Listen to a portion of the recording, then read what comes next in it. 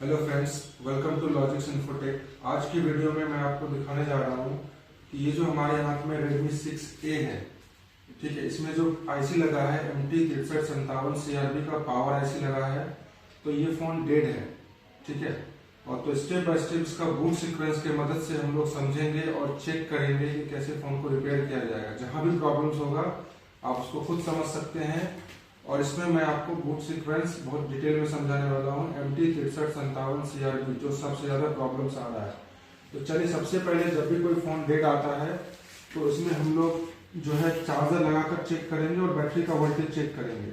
इसमें बैटरी का supply proper बन रहा है, तो इसमें अभी हम लोग चार्जर लगाएंगे और एम्पेयर चार्जर की तरफ देखेंगे कितना एम्पेयर कंज्यूम कर रहा है। तो यहाँ पे देखिए,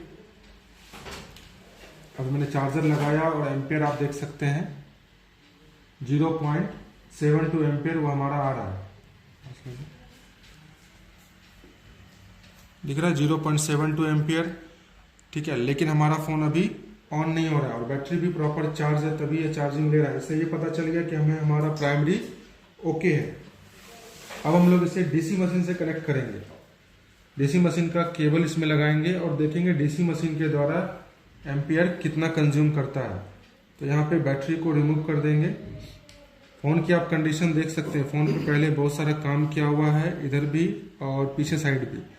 तो सबसे पहले आप डीसी मशीन इसमें कनेक्ट करेंगे। फ़ोन कैसा भी आए, बूट सीक्वेंस अगर आपके पास है, बैटरी को रिमूव कर देंगे। बूट सीक्वेंस अगर आपके पास रहेगा तो आप उसे इजीली समझ सकते हैं, स्टेप बाय स्टेप रिपेयर कर सकते हैं। तो यहाँ मैंने केबल लगा लिया और इसे स्विचिंग करेंगे। स्विचिंग करने के लिए ये इसका ऑन ऑफ स्विच बटन है।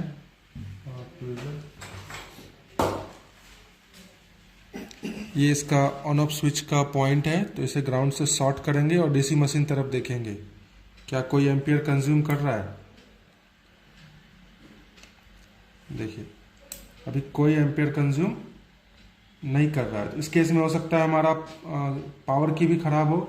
तो जहाँ पे मैं शॉर्ट कर रहा हूँ इस पॉइंट पे, उस पर आप हॉट टेस्टिंग करके भी देख सकते हैं। हॉट टेस्टिंग करने के लिए आप स्क्रीन की तरफ देखिए।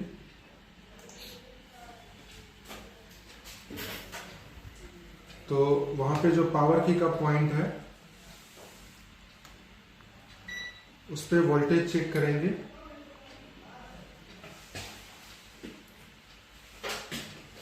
देखिए, यहाँ पे लगाने पे मल्टीमीटर की तरफ दिखाइए और यहाँ देखिए 4.2 वोल्ट हमारा 4.12 वोल्ट आ रहा है। तो इस तरह से पावर की का लाइन तो ओके है, फिर भी स्विचिंग नहीं ले रहा है, मतलब इसमें नो स्विचिंग का इशू है। और फोन पे भी आप स्क्रीन पे देख सकते हैं बहुत सारा काम किया हुआ है। तो चलिए इसे बूट सीक्वेंस की मदद से स्टेप बाय स्टेप रिपेयरिंग करते हैं और समझते हैं। तो ये जो फ़ोन है आप देख सकते हैं यहाँ पे, ये Redmi 6A का फ़ोन है, ठीक है।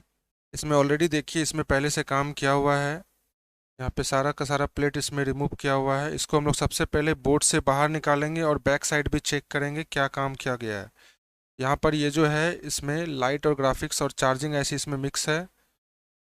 और इधर ये पूरा का पूरा नेटवर्क एरिया है और ये आपका वाईफाई ब्लूटूथ का पार्ट है, ठीक है। और बाकी की जो जो भी आईसी है वो पीछे साइड है।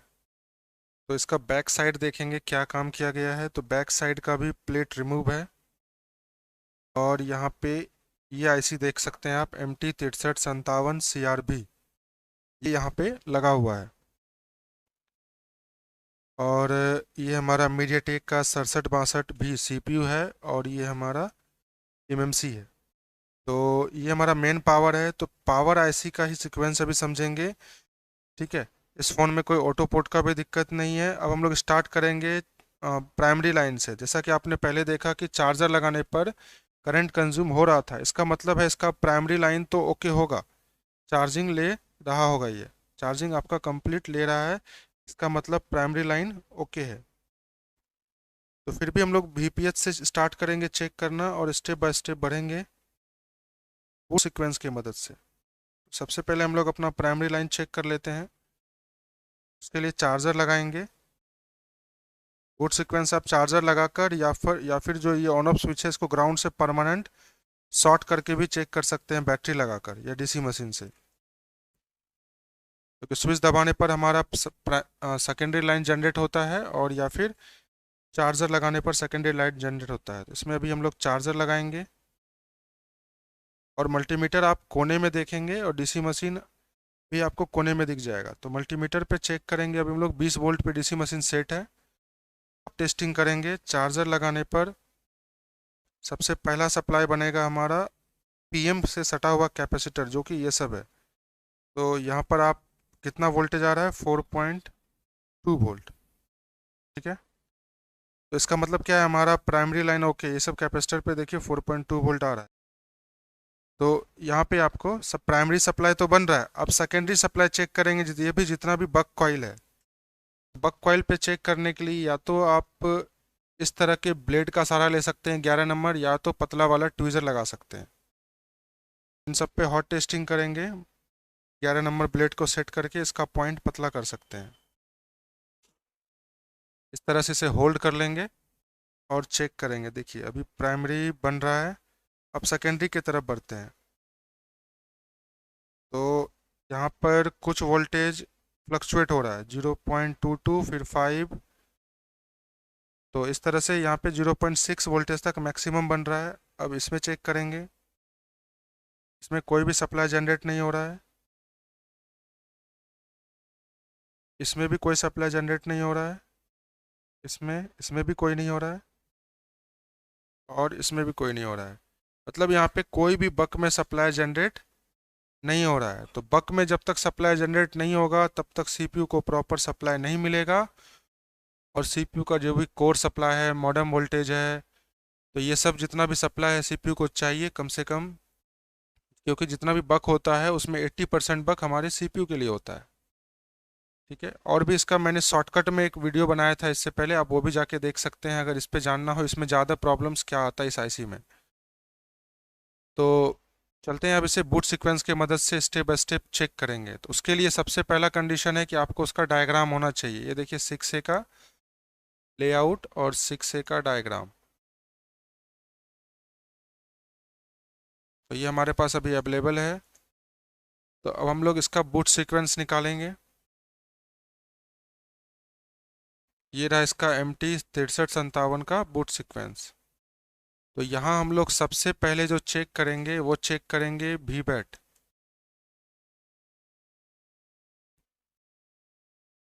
तो यहाँ पर देख सकते हैं ये हमारे पास 6357 का आईसी का बूट सीक्वेंस है और इसमें सबसे पहला लाइन हमारा चेक होगा VBAT, या जिसको हम VPH भी बोल सकते हैं। यहाँ पे प्राइमरी लाइन VBAT और VPH होता है। तो VPH बन गया तो VBAT ओके ही होगा। तो हम लोग यहाँ पे चार्जर प्लग इन करके सप्लाई चेक कर रहे हैं। तो चार्जर लगाने पर VPH बन गया, या फिर पावर की आप शॉर्ट कर सकते हैं। ठीक है, इससे पहले मैंने 6358 का भी वीडियो बनाया था, उसमें मैंने इन चीज़ों को समझाया था, तो वहाँ भी आप देख सकते हैं डिटेल में। तो यहाँ पे हम लोग क्या करेंगे, जैसे चार्जर लगाएंगे तो सबसे पहला सप्लाई चेक करेंगे VREF का।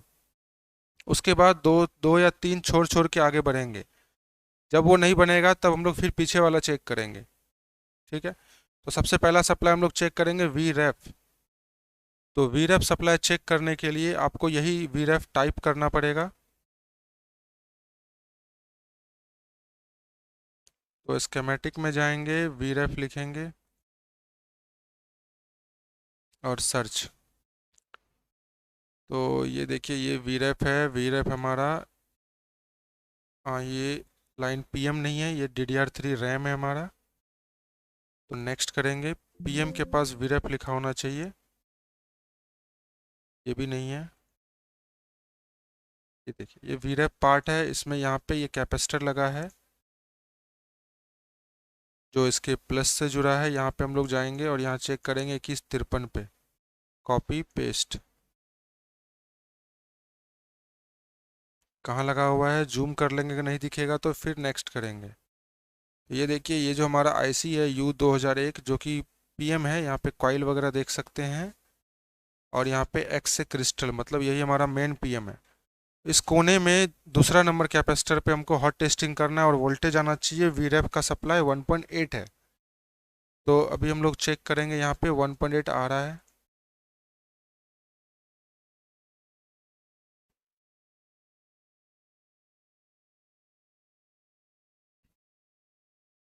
तो चार्जर प्लग इन रहना चाहिए।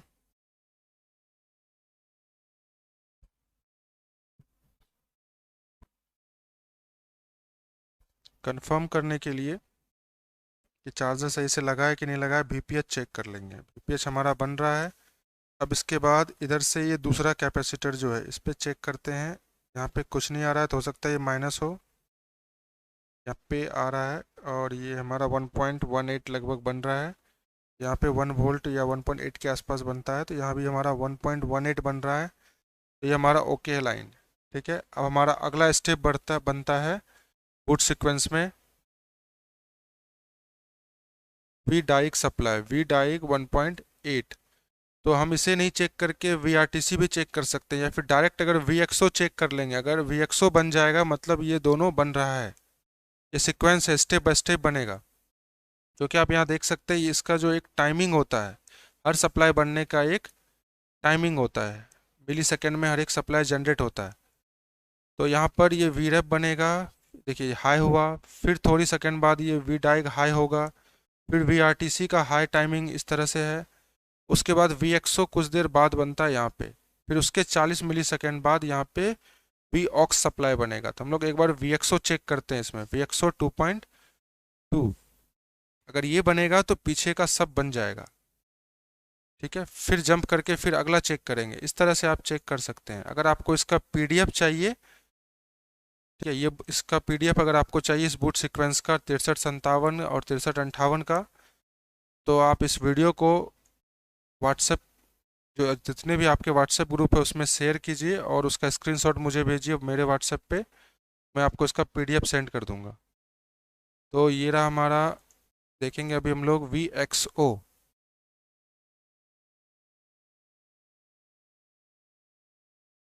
तो ये बिटमैप में नहीं, हार्डवेयर सॉल्यूशन में नहीं, इसको हम लोग सर्च करेंगे स्केमेटिक में। लिखेंगे VXO और नेक्स्ट करेंगे। ये देखिए यहाँ पे आ रहा है। तो VXO एक LDO सप्लाई है और इस कैपेसिटर पे आ रहा है। ये कैपेसिटर का नंबर C2117। पेस्ट। ये रहा C2117। ये कहाँ पे है? ये जस्ट क्रिस्टल है, यहाँ पे एक कैपेसिटर है और ये वाले कैपेसिटर पे चेक करेंगे। तो ये रहा हमारा क्रिस्टल और क्रिस्टल के जस्ट सामने एक बड़ा वाला कैपेसिटर है।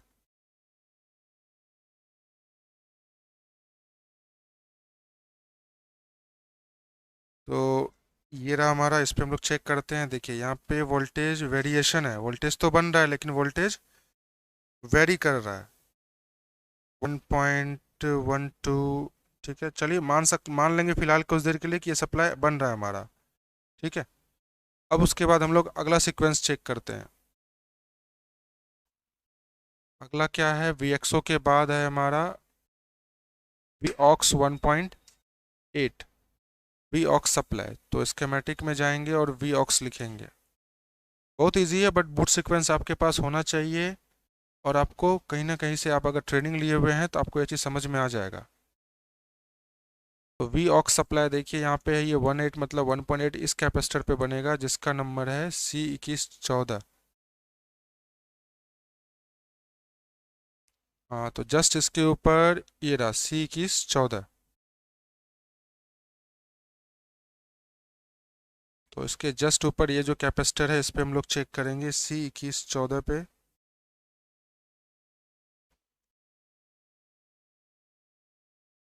हाँ, तो यहाँ पे वोल्टेज में यहाँ भी वेरिएशन है, नज़र आ रहा है। इधर तो कुछ नहीं आ रहा है, लेकिन यहाँ पे हमारा वोल्टेज बनने की कोशिश कर रहा है लेकिन कंप्लीट नहीं बन पा रहा है। ठीक है, यहाँ तक तो ठीक था, कुछ वोल्टेज आ रहा था, लेकिन यहाँ पे तो वोल्टेज बिल्कुल कम आ रहा है, बहुत ही कम, 0.6 के आसपास। ठीक है, और थोड़ा आगे बढ़ते हैं और यहाँ देखते हैं हम VS1। क्या हमारा VS1 बन रहा है? तो VS1 चेक करने के लिए हमें टाइप करना होगा VS1।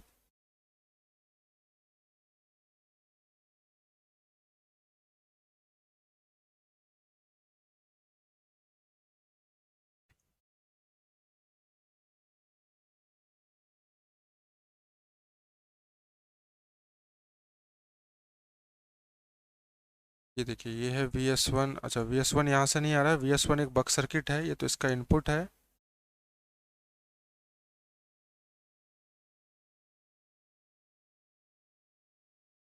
तो ये एक्सटर्नल बक फॉर VS2 है ये।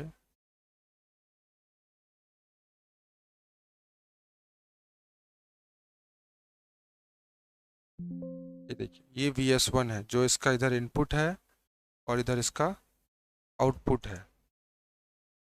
तो यहाँ पे VS1 अगर हमें चेक करना है तो हमें इस कॉइल पे चेक करना होगा, PL 2005। तो PM के कॉर्नर में जो लगा हुआ है इस कोने में, ये है हमारा PL 2005। यहाँ पे बहुत सारा कॉइल है, तो कोने में जो लगा है इस साइड कोने में, उसको उस पर हम लोग चेक करेंगे कोई सप्लाई आ रहा है या नहीं आ रहा है। कि बाकी जगह सप्लाई बन रहा है लेकिन सप्लाई फ्लक्चुएट हो रहा है, बनने की तो कोशिश कर रहा है। चेक करेंगे जहां बिल्कुल सप्लाई ना बने वहां क्या दिक्कत हो सकता है, क्योंकि अगर आगे का रास्ते में दिक्कत होगा तो कंप्लीट सप्लाई भी नहीं बनेगा हर जगह। तो VS1 पे हम लोग सप्लाई चेक करते हैं और यहाँ देखते हैं। यहाँ पे पहले भी आपने देखा था, यहाँ पे कुछ सप्लाई बन रहा था। यही हमारा VS1 है जहाँ पे कि लगभग 2 पॉइंट कुछ वोल्टेज आना चाहिए, 03 या 2.0। लेकिन यहाँ पे अभी सप्लाई नहीं आ रहा है, यहाँ पर भी सप्लाई मैक्सिमम 0.6 या 0.68 तक ही बन रहा है। तो अब यहाँ से हमारा अगला प्रोसेस स्टार्ट होता है, VS1 क्यों नहीं बन रहा है प्रॉपर। ठीक है, तो यहाँ पे तो कुछ बन रहा है। उसके बाद हम लोग एक बार चलते हैं VS रैम या फिर V कोड चेक कर लेते हैं। तो V कोड देखते हैं क्यों नहीं बन रहा है, क्योंकि यहाँ तो बन रहा है। अब V कोड नहीं बनेगा या V कोड बन रहा है कि नहीं बन रहा है वो हम लोग देखेंगे। तो चलिए V कोड की तरफ बढ़ते हैं। जो भी नाम होगा इसे आप यहाँ सर्च करेंगे, V कोड। और ये रहा हमारा V कोड, और ये इसका जो आउटपुट है ये भी एक बक सर्किट है जो कि इस जगह पे PL 2002 पे आना चाहिए। तो PL 2002 हमारा यहाँ है, PL 2002 इस कॉइल पे। देखते हैं इस पे क्या कोई सप्लाई आ रहा है। बाकी पे तो कुछ बन रहा है, लेकिन क्या इस पे कुछ बन रहा है।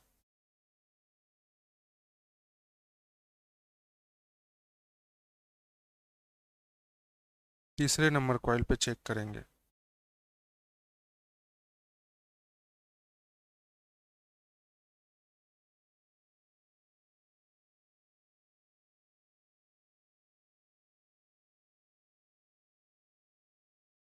तो देख सकते हैं मल्टीमीटर में यहाँ पे कोई भी सप्लाई नहीं है, हमारा VPH ओके है।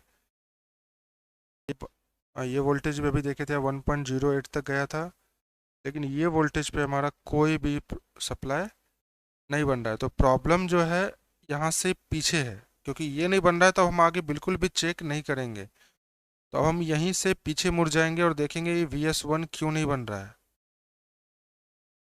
ठीक है, मतलब सॉरी, ये V कोर जो है हमारा ये क्यों नहीं बन रहा है और बाकी का सप्लाई फ्लक्चुएट क्यों हो रहा है। क्योंकि ये नहीं बन रहा है तो इससे पहले वाला बनना चाहिए जो कि था VS1, वो प्रॉपर नहीं बन रहा है, इसलिए हमारा अगला भी सप्लाई जनरेट नहीं हो रहा है। तो बूट सीक्वेंस में V कोर नहीं बन रहा है, इसे छोड़ देंगे और VS1 पे चेक करेंगे। VS1 बनने के लिए क्या क्या इंपॉर्टेंट है, या VS1 बनने के बाद आगे क्या होता है, VS1 लाइन कहाँ कहाँ जाता है, वो सब आपको समझना पड़ेगा। तो अब स्केमेटिक में चलते हैं और देखते हैं ये जो हमारा VS1 था वो क्यों नहीं बन रहा है, क्या कॉइल ओपन है, क्या दिक्कत है। VS1 के तरफ चलेंगे और यहाँ पे देखेंगे ये जो हमारा PL 2005 है, इस पे हम लोग सबसे पहले कूल टेस्टिंग करेंगे। जिस पे VS1 बनना चाहिए था, इस PL 2005 पे कूल टेस्टिंग करेंगे। दोनों साइड सेम वैल्यू है कि नहीं है वो चेक करेंगे। कई बार ये कॉइल ओपन हो जाता है तो भी आपका प्रॉब्लम VS1 प्रॉपर नहीं बन पाएगा। उस केस में क्या होता है, आपका VS1 कुछ सेकेंड के लिए हाई होता है फिर लो हो जाता है। तो यहाँ पे हम लोग चार्जर डिस्कनेक्ट करके कूल टेस्टिंग करेंगे। यहाँ पर रीडिंग है 485 के आसपास, इधर भी चेक करेंगे 485 के आसपास, मतलब कॉइल ओपन नहीं है हमारा। और वोल्टेज भी यहाँ बन रहा था, दोनों साइड वोल्टेज बन जाएगा क्योंकि ओपन नहीं है। अब अगला हम लोग चेक करेंगे ये लाइन जाता कहाँ कहाँ है, क्या उस जगह पे कोई दिक्कत तो नहीं है,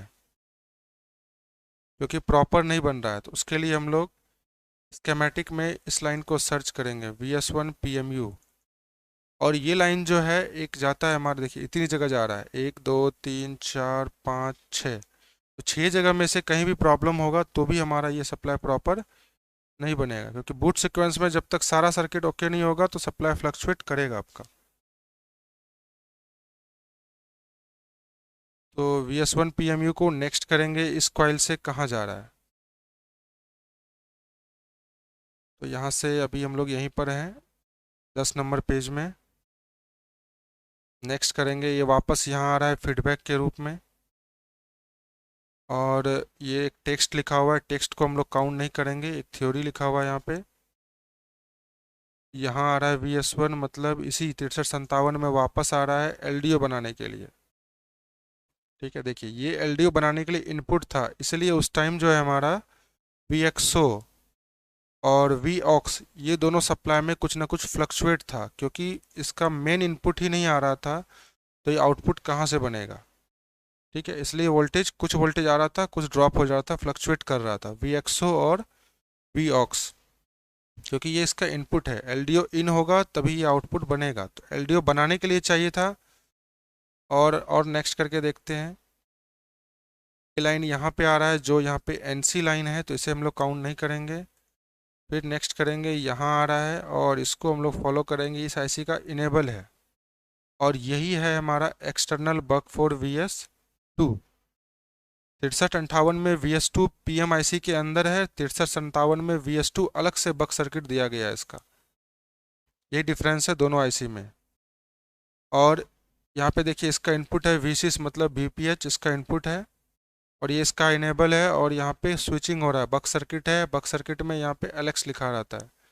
इस तरह से ये आउटपुट बन के फीडबैक वगैरह होके यहाँ आ रहा है, और ये आउटपुट एक्सटर्नल VS2 जा रहा है, और ये वापस PM में ही चला जाता है LDO बनाने के लिए।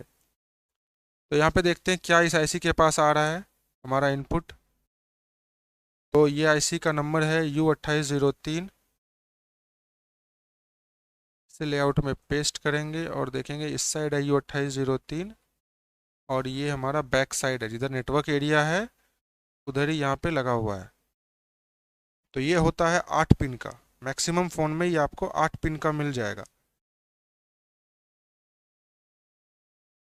तो हम लोग अभी इसको साइड को चेंज करेंगे और इस साइड में देखेंगे 8 पिन का IC, और ये रहा 8 पिन का IC। ये 8 पिन का IC है। यहाँ पे ये तो कंपोनेंट NC है, लेकिन यहाँ से एक कंपोनेंट डैमेज है, जो कि देखिए यहाँ पे कुछ कैपेसिटर भी, यहाँ पे कैपेसिटर रिमूव किया हुआ है।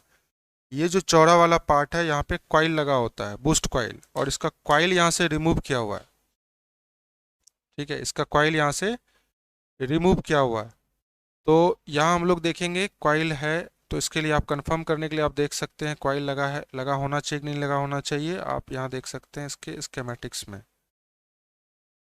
स्केमेटिक का नॉलेज रहेगा तभी आप कर पाएंगे। देखिए यहाँ पे PL2803 है इसके आउटपुट में, और यहाँ पे जस्ट IC के ऊपर है PL2803, मतलब ये यहाँ से कॉइल रिमूव है।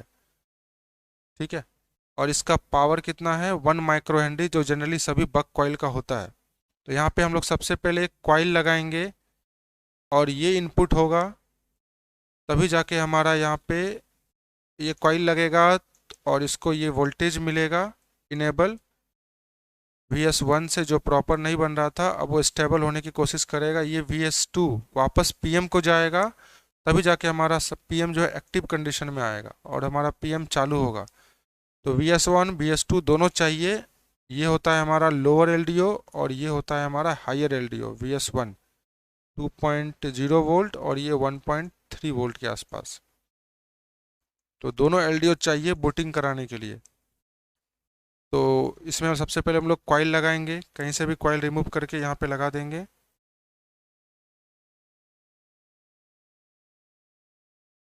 सबसे पहले कॉइल लगाते हैं और देखते हैं VS1 जो है हमारा वो स्टेबल हुआ कि नहीं।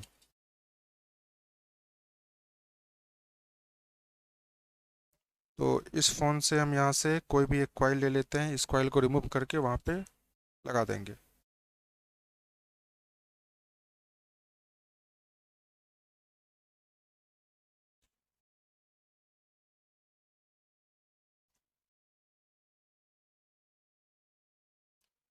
कोई भी बक कॉइल आप वहाँ पे लगा सकते हैं।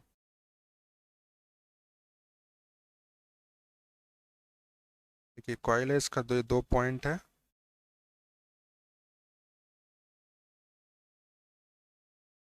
तो इसी तरह का नॉलेज पाने के लिए आप ऑनलाइन या ऑफलाइन क्लास भी ज्वाइन कर सकते हैं।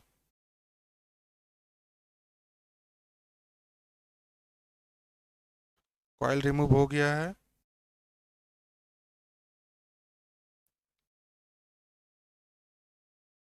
यहाँ पे इसे लगा देंगे और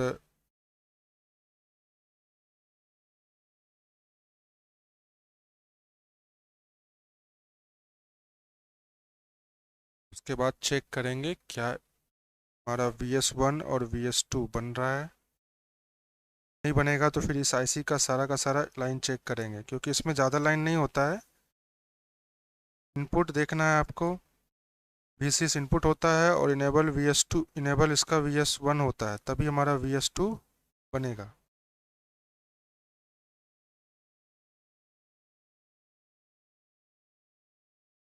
और इसमें कुछ रजिस्टर होता है, वो ओपन नहीं होना चाहिए। देखिए यहाँ से कॉइल फोर्सफुली रिमूव हुआ है, इसलिए यहाँ पे आप देख सकते हैं इस तरह का प्लेट कवर है लगा हुआ। ठीक है, कॉइल को कोई फोर्सफुली रिमूव किया गया है या तो फ़ोन गिरने से ऐसा हुआ है।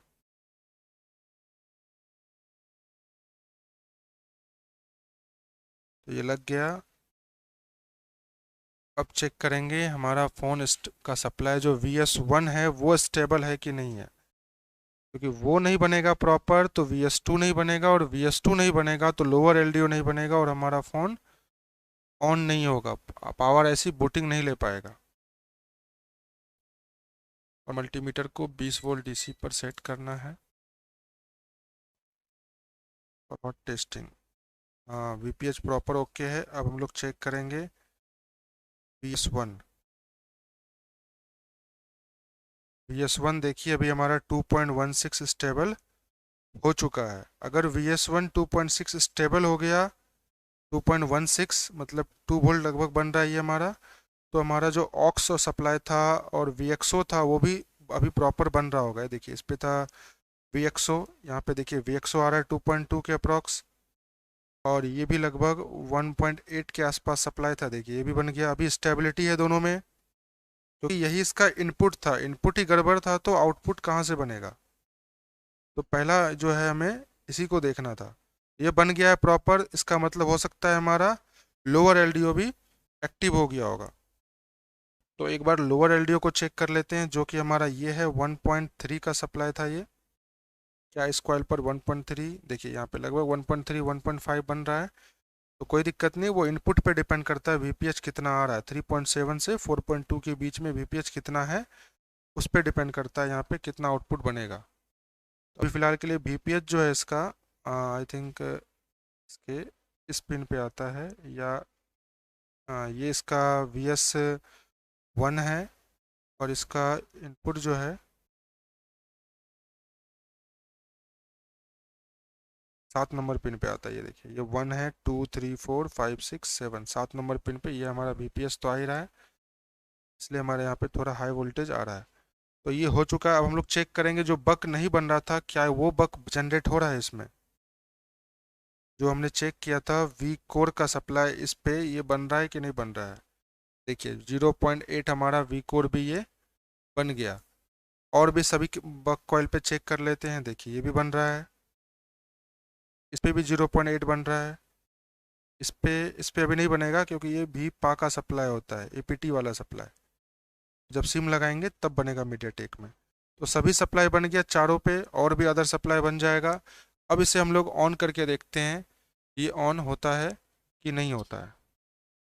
तो अभी हम लोग इसको पैक करेंगे।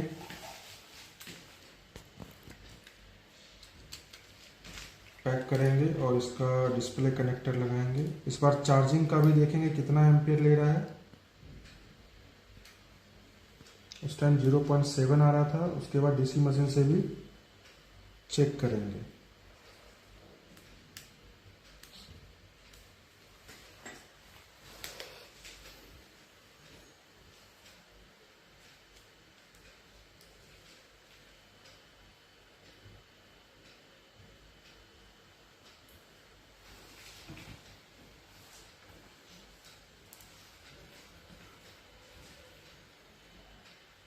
इधर जाकर कितना चाहिए।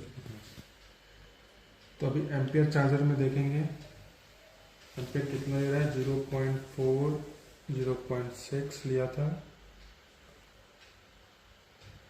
देखिए 1.25 एम्पियर ले लिया, मतलब एम्पियर भी बढ़ गया। इसका मतलब है डिस्प्ले में लाइट आ गया होगा।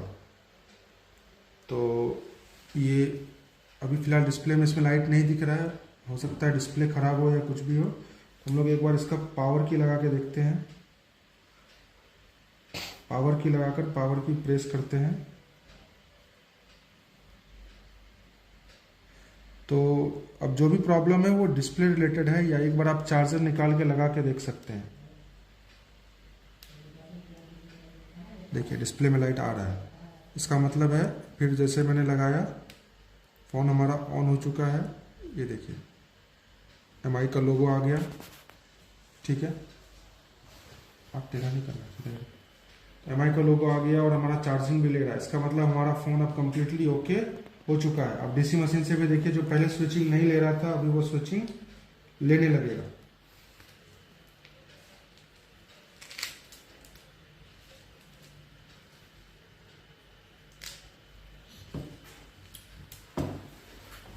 तो फ़ोन कंप्लीट ऑन हो चुका है। अगर आपको इस तरह का नॉलेज सीखना है तो आप हमारा क्लास ज्वाइन कर सकते हैं। और यहाँ पे कंप्लीट आपको स्टेप बूटिंग सीक्वेंस क्या क्या होता है, डीसी मशीन के बारे में सारा चीज़ आपको बताया जाएगा। ये देखिए पहले ये ट्रिगर नहीं ले रहा था डीसी मशीन से। अभी मैं जैसे यहाँ पे पावर की को शॉर्ट करता हूँ, पावर की को यहाँ पे शॉर्ट कर रहे हैं। देखते हैं क्या बूटिंग लेता है। देखिए डीसी मशीन भी हमारा बूटिंग ले लिया प्रॉपर। तो इस तरह से आप स्टेप बाय स्टेप चीज़ों को समझ के ठीक कर सकते हैं बूटिंग सीक्वेंस के मदद से। लेकिन बूटिंग सीक्वेंस के लिए क्या होना चाहिए, हमारे पास स्कीमेटिक होना चाहिए।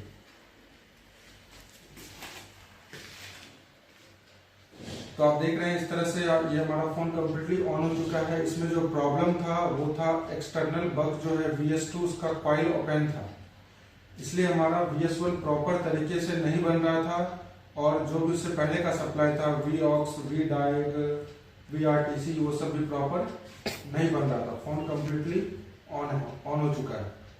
तो अगर आपको इसका बूट सीक्वेंस चाहिए तो आप इस वीडियो को, क्योंकि ये जो बूट सीक्वेंस है एक कॉन्फिडेंशियल चीज़ है जो एक अपने स्टूडेंट को मैं शेयर करता हूँ।